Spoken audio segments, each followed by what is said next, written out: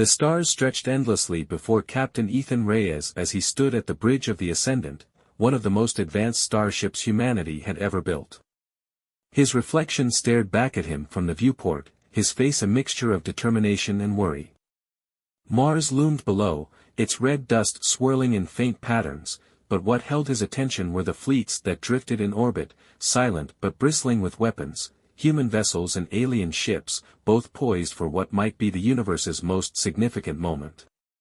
Reyes could feel the tension in the air, palpable and thick. This wasn't just another skirmish over territory or resources.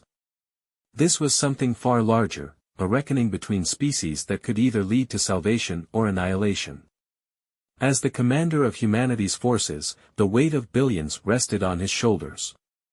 He turned away from the view, walking slowly towards the center of the bridge where his officers waited.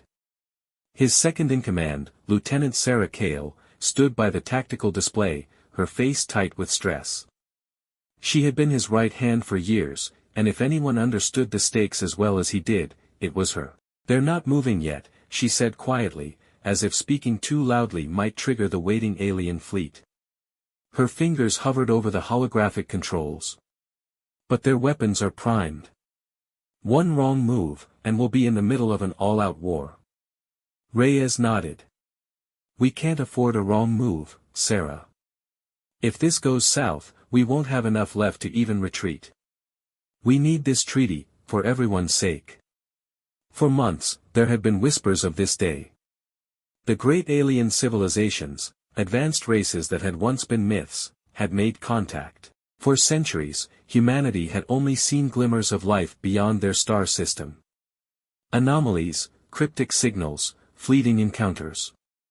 But now, the galaxy's true inhabitants had revealed themselves, and they were far more powerful and sophisticated than anyone had imagined.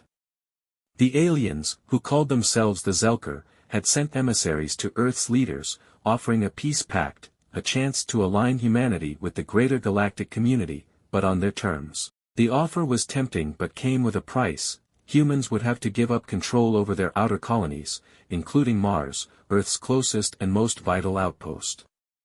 That was something Reyes and his peers could not easily accept. The Ascendant was part of a larger fleet sent to negotiate, or, if necessary, to fight. Surrounding the alien ships were the hulking forms of Earth's finest, from battlecruisers to dreadnoughts, all waiting for a signal. Across from them were the sleek, mysterious vessels of the Zelker. Their ships had an organic feel, as though they were living beings in their own right, with curved hulls and bioluminescent lights that pulsed in time with unseen rhythms. Reyes clenched his fists as the tension inside him rose. It wasn't the looming possibility of war that ate at him, it was the fact that humanity might be negotiating from a place of weakness. The Zelker were technologically superior, their ships capable of maneuvers and feats of engineering that defied Earth's understanding of physics. But there was something in their demands, something more personal, that bothered him deeply. "Commander, incoming message from the Zelker envoy," said Lieutenant Cale, her voice steady but with an undertone of unease. She pressed a button on her console, and the image of a tall, elegant alien materialized on the bridge's communication screen. The Zelker envoy stood out against the backdrop of the stars. His face was angular and his skin was a muted gray, marked with intricate patterns that seemed to shift and glow faintly. His eyes, large and black, shimmered with an intelligence that felt ancient and unfathomable. "Captain Reyes," the envoy's voice echoed through the bridge, though his lips barely moved, speaking in the strange, melodic language of the Zelker, immediately translated by the ship's systems. "It is time for your decision. Will humanity embrace peace and join us, or will it fall to the chaos of war?" Reyes took a breath, stepping forward to face the envoy's hologram. "We desire peace, Envoy Tazir. But not at the cost of our sovereignty. We cannot abandon Mars, our people have bled for that colony, sacrificed too much to simply hand it over." Tazir's dark eyes gleamed. "You misunderstand. Mars is not yours to give or take. It is a key, a nexus of energies that you barely comprehend. It must be preserved, for all species, not just yours. This is not about territory, Captain. This is about survival. Survival. The word hung in the air like a blade ready to fall. Reyes had suspected that the Zelkers' insistence on Mars had deeper reasons, but now it was clear. There was something about the red planet that held more significance than just its strategic location. Reyes exhaled slowly. What do you mean by a nexus of energies? You're implying Mars is more than just a colony, more than a piece of land we've fought for. What aren't you telling us? Tazir's expression shifted ever so slightly, a sign of hesitation or perhaps contemplation. The alien's gaze seemed to pierce into Reyes's very soul. Mars is old. Far older than your species. Beneath its surface lies a relic, a remnant of a long-dead civilization far more advanced than either yours or ours. It holds power, a power that, if misused, could destroy not only your solar system but ripple across the galaxy. The revelation hit like a punch to the gut.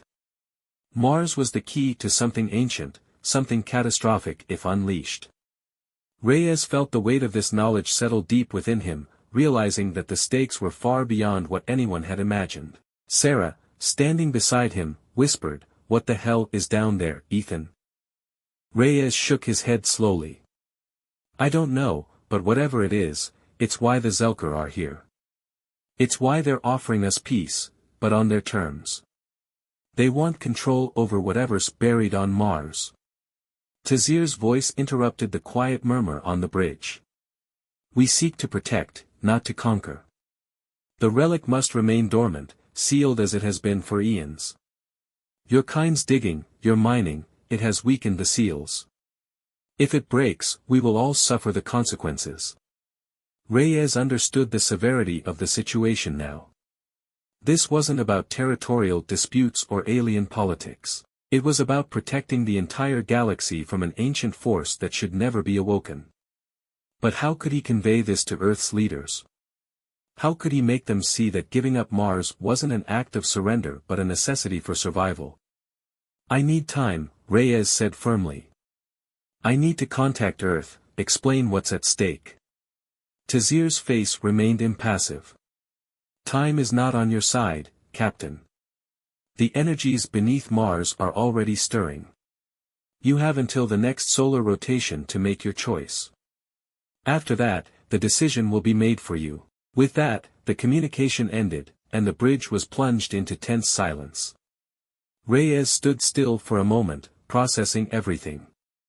His mind raced with thoughts of duty, loyalty, and the survival of humanity. He knew that calling Earth's leaders would be a nightmare of bureaucracy and political infighting.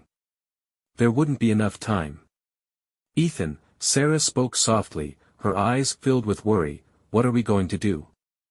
Reyes rubbed his temples, feeling the weight of the galaxy on his shoulders. "We don't have a choice. We can't let that thing wake up. We have to find a way to disable our mining operations on Mars and work with the Zelker to contain whatever is down there." Sarah's brow furrowed. "You're going to defy orders. Earth isn't going to like that." "I know," he said with a grim smile.